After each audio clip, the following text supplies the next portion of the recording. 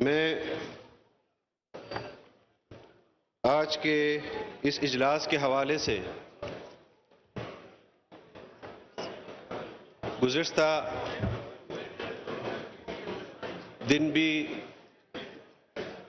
آپ کو اپنی رائے دے چکا ہوں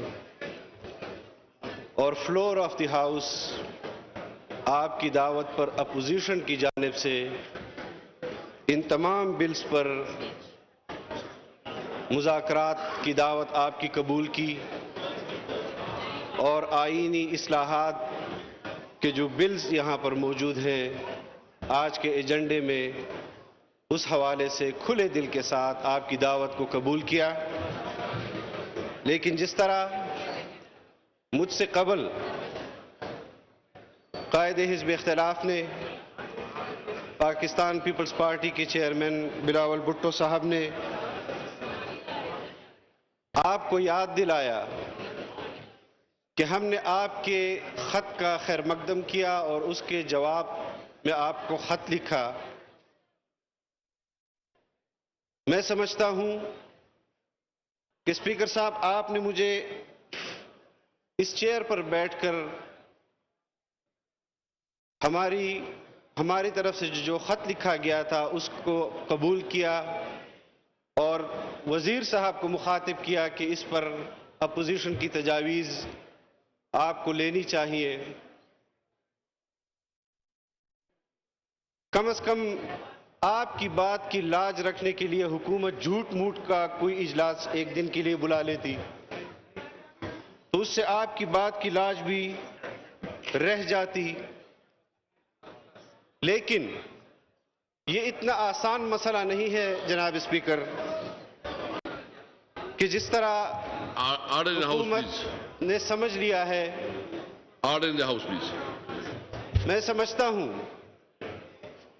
کہ حکومت آج ملک میں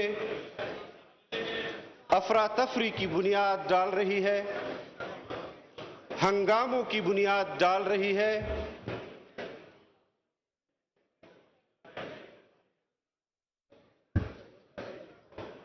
شاہ محمود صاحب نے فرمایا کہ ہم نے اپوزیشن کو دعوت دی, اپوزیشن نے ہم سے بات نہیں کی. وہ یہ نہیں چاہتے کہ ہم اوورسیز پاکستانیز کو ووٹ کے لیے سہولت نہیں دینا چاہتے, یا ہمیں الیکشن انتخابات میں اصلاحات قبول نہیں. ہم آپ کو فلور آف دی ہاؤس چیخ چیخ کر کہہ رہے ہیں کہ ہم تمام بلز پر تجاویز دینا چاہتے ہیں. ہم خود اپنے پارٹیوں کے اور عوام کے وکیل ہیں, حکومتی وزراء ہماری وکالت نہیں کر سکتے اور از خود ان کو یہ نہیں اخذ کر لینا چاہیے کہ اپوزیشن وہ ان تمام بلز میں اختلاف کر رہی ہے. آج عددی اکثریت سے اگر حکومت ان تمام بلز کو پاس بھی کر لیتی ہے, جناب اسپیکر ہاؤس ان آرڈر کریں. Order in the house please. Order in the house please. آج اگر یک طرفہ طور پر ان تمام بلز کو حکومت پاس بھی کر لیتی ہے, جناب اسپیکر عوام اس یک طرفہ قانون سازی کو تسلیم نہیں کرے گی. اور میں خوش قسمتی سمجھتا ہوں کہ آئین پاکستان بنانے والی تنظیمیں بھی آج اپوزیشن میں اتفاق اور اتحاد کے ساتھ اسی آئین کی بالادستی کی جنگ مشترکہ طور پر لڑ رہی ہے اور لڑتی رہے گی انشاءاللہ.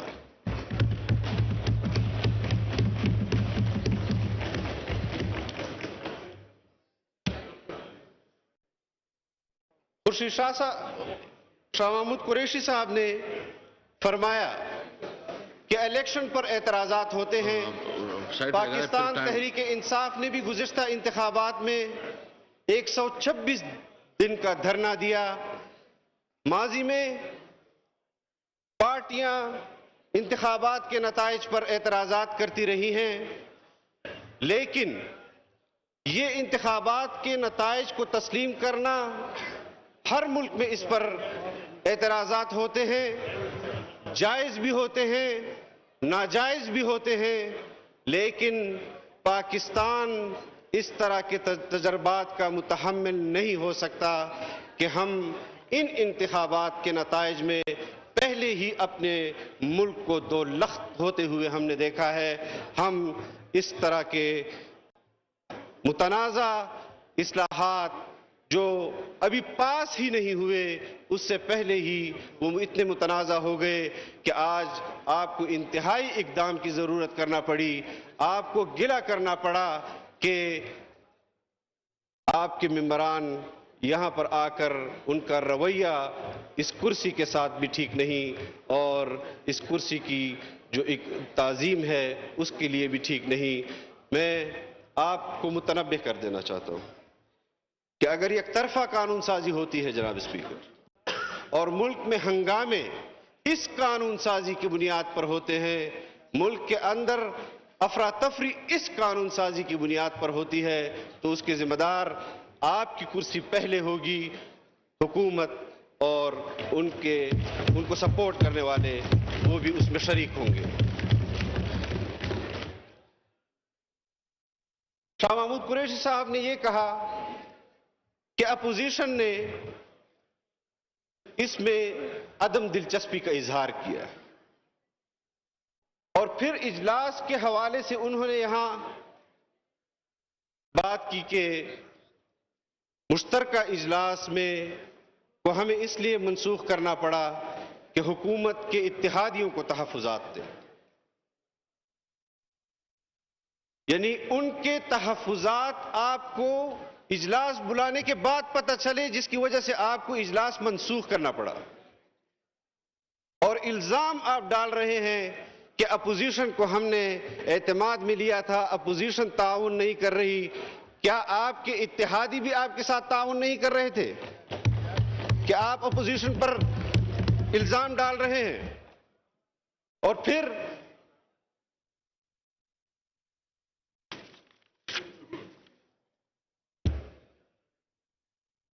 بیرون ملک پاکستانیوں کے حقوق کی بات کون نہیں کرتا؟ سب سے زیادہ بیرون ملک پاکستانی ہمارے صوبے سے تعلق رکھتے ہیں،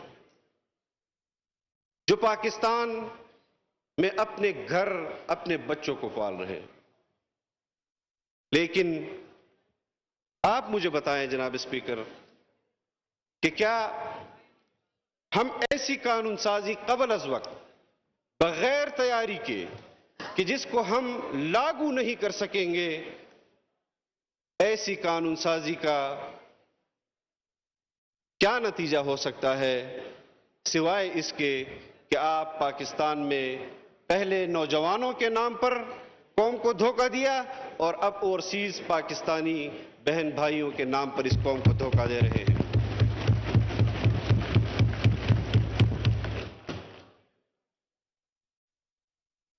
پاکستان سے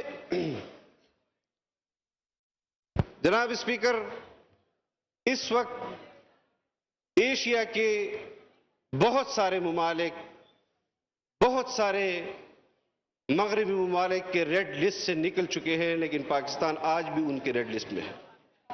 بہت سارے ممالک کے ریڈ لسٹ میں ہے، سعودی عرب کے ریڈ لسٹ میں ہے. پاکستانیوں کو ویزے جاری نہیں ہوتے. اوورسیز پاکستانی جو 2 سال پہلے پاکستان آئے تھے، وہ جہاں پر روزگار کر رہے تھے جن ممالک میں، آپ کی پالیسیوں کی وجہ سے ان کی نوکریاں چلی گئی، وہ واپس پڑھنے کے لیے نہیں جا سکتے، اور آپ کہتے ہیں کہ ہم ان کو ووٹ کا حق دینا چاہتے ہیں. میرا سوال یہ ہے جناب اسپیکر کہ کیا اوورسیز پاکستانیز کو ووٹ کا حق حاصل نہیں ہے؟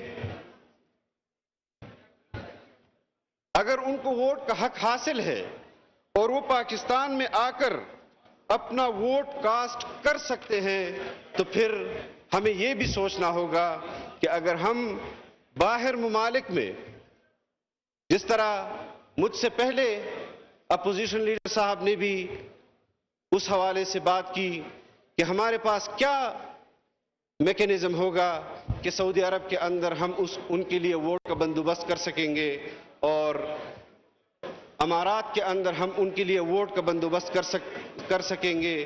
क्या आप आईन पाकिस्तान को सऊदी अरब में लागू कर सकते हैं? क्या आप आईन पाकिस्तान को बरतानिया में लागू कर सकते हैं? क्या आप आप सबका बहुत बहुत शुक्रिया।